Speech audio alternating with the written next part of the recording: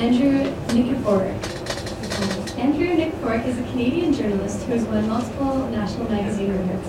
His work has appeared in Saturday Night, Maclean's, Canadian Business, Report on Business, Todd, Alberta Views, Economist, and Canadian Family, and in both national newspapers.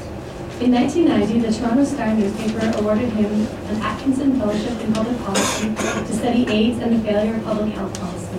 His books include Tar Sands, Pandemonium, Fourth Horseman, and Savage Tourism, Rebo Ludwig's War Against Oil, which won the Governor General's Award in 2002. In 2010, he became the Taiyi's first writer in residence at the Taiyi is an online publication. So I will pass the mic on to Andrew.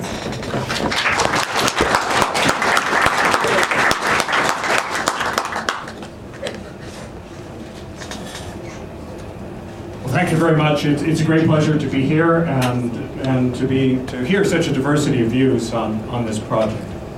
I'm going to talk about the moral challenges that every oil exporting state or nation must address if it's going to save its soul, so to speak. But before I do so, I want to talk about some solutions. And I'm not going to quote a liberal here, I'm going to quote a conservative, and that conservative is Peter Lougheed. And in 2006, Peter Lougheed was asked about the pace and scale of this project, and he expressed his open disgust at the rapid rate of development of this resource. And he proposed a number of solutions. And they're rather novel, they're still rather radical in this province, but they're worth repeating. And the first one is slow down. The second one is behave like an owner, not like a tenant, like an owner. 3, collect your fair share. We're not doing that.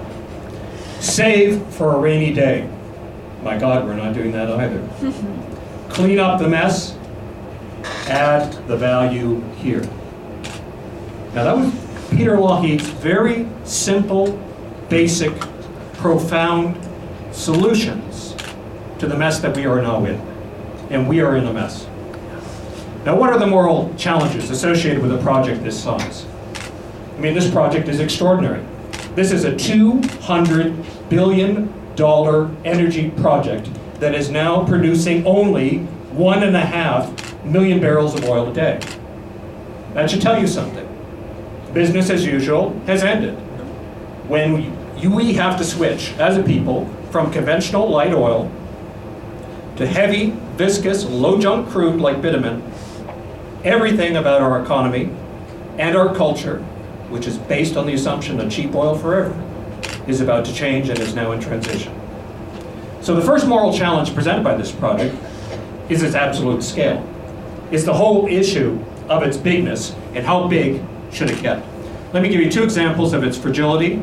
First is in 2008 when oil prices crashed down to $30. $150 billion worth of projects were taken off the shelf. Tens of thousands of workers were sent back to the Maritimes. Another example of the fragility of this project, it is connected to the world's longest pipelines right here in North America. Last year, when 2 of those pipelines sprouted very minor leaks, here are the consequences. Nearly 6 refineries in the US Midwest had to shut down and were short of oil. The Alberta government lost $340 million in revenue. The price of oil in the US Midwest went up by $10, and oil had to be shipped by barge up from Louisiana. That is how fragile big things are. This is not a resilient project. This is not a robust project. The second moral challenge is that of energy security. I mean, Susannah talked about security. But what about Canadian energy security? Half of this country is dependent on foreign oil. Quebec and Atlantic Canada get 100% of their oil from where? Venezuela, the North Sea, Iraq, Saudi Arabia, Algeria. How secure is that? Now here's another issue to think about. Bitumen is such a cruddy, viscous product that it won't move in a pipeline unless you dilute it. All right, what do we use to dilute it? A third. We get the dilution formula is about a third. So what do we need? We need light oil to do that. Light oil or naphtha. Where does it come from? Well, there's a shortage of diluent in North America. So we are now importing foreign oil from guess where? From Venezuela, Pakistan, Russia, Indonesia, in order to dilute our bitumen so that we can ship it down to the United States. 220,000 barrels of imported oil are now required to move this product. The third moral issue for Canada is just the volatility of oil. You know, as Todd talked about, this is the world's most volatile commodity. And when you put all of your eggs in the most volatile vehicle you can find, that is a dangerous, risky thing to do. Volatile revenues then for government lead to volatile government expenditures and the inefficient provision of services and the kind of stop-go spending we see in this province. The fourth moral challenge is the Dutch disease, and that is related to our growing dependence on bitumen exports. Bitumen now counts for 5% of the national GDP and 25% of our exports. Alberta I'll talk about Alberta in a second here, but that is going to grow and grow dramatically. And as a consequence, we now have a petrodollar, and the appreciation of that dollar has had a dramatic effect on the manufacturing sectors of Ontario, Quebec, as well as our manufacturing sectors here in Alberta, as well as our agricultural sector. It's making it harder for these guys to compete and to export their goods over time. The fifth challenge is really the dysfunctional nature of a petro-state, and that's us, that's Alberta. Okay? 25% of our GDP comes from hydrocarbons. More than 50% of our exports are hydrocarbons, and a third of our government revenue comes from hydrocarbons. Hugh talked about, well, what the hell happens when, you know, revenue from natural gas drops from 8 billion down to 1 billion? Well, you have big problems. You have, you know, 4 deficits in a row because we have a government that cannot plan, cannot save, and cannot spend, which is typical of petro-states. They get fat, they get lazy, and they tend to be incredibly incompetent and negligent. They use their revenue to lower taxes, to make you all feel warm and fuzzy about governments you should never feel warm and fuzzy about. And here's the big problem with this issue, is that governments, because they're not running on taxes, they're running on oil revenue, become disassociated from their citizenry, and the citizens, because they're not being taxed, therefore they're not being represented, become disassociated from their government. And this is the big problem for every petro-state. The last, well, not the last, but the next issue here is fiscal accountability. So what are we doing with the money? Bruce March of Imperial Oil, you know, is going around and saying, my God, this country stands to make $500 billion in royalties and rents and taxes from this project over the next 25 years, and that'll go to the federal government, the provincial government, and municipal governments. That's an extraordinary amount of money. There's no discussion in this country about what to do with that money. There's no discussion about, should we save it? Should we put it in a pension fund? Where should it go? Who should it be for? How should we use it? Should we have a stabilization fund? So there's another moral challenge. Interestingly, you know, Norway had a debate about its oil wealth. They decided to save it. 90% of it goes into a pension fund.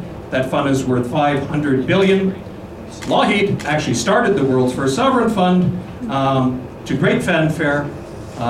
Klein and company more or less killed this fund. It is now only worth $14 billion, and that won't even cover the liabilities associated with cleaning up the tailings ponds. The other moral issue here that is significant is that of regulatory neglect. We have seen in the last 10 years a persistent record of poor monitoring, poor regulations. In fact, I would argue that we have captured regulators in this province, and this in turn has really helped to feed the whole public relations mess that this province is now in. Because we don't have responsible regulators. We don't have people that are doing proper monitoring on the Athabasca River. We don't have people that are doing proper monitoring on the acid rain falling in Saskatchewan. The Environment Commissioner of the country, who is based in Ottawa, said, you know what? The federal government only has one monitoring station on the Athabasca River, And as of June 2010, it was not equipped to even detect contaminants from oil sands production. Now that's how responsible we are as a people. So, I mean, I could go on, I could talk about the carbon liabilities. We're not going to be able to address the carbon liabilities in the tar sands. We need a national program, we need a national carbon tax, and we need, as all of us, as oil consumers, to assume responsibility there. And the only way to do that is with a national carbon tax. We all pay for the amount of carbon we are producing. We can make it income neutral, but we need a national program to address this issue.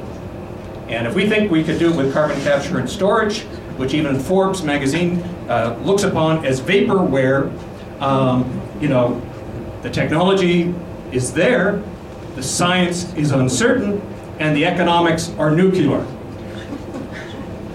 So, what are the solutions then? Well, I think Peter Lougheed got it right. I really do. And it's shameful that we do not yet have in this province any political leaders who are prepared to come forward and just lay it on the line. Guys, this is what we need to do. We need to slow down, behave like owners, collect our fair share, save for the rainy day, clean up the mess, add value to what we are doing. Thank you.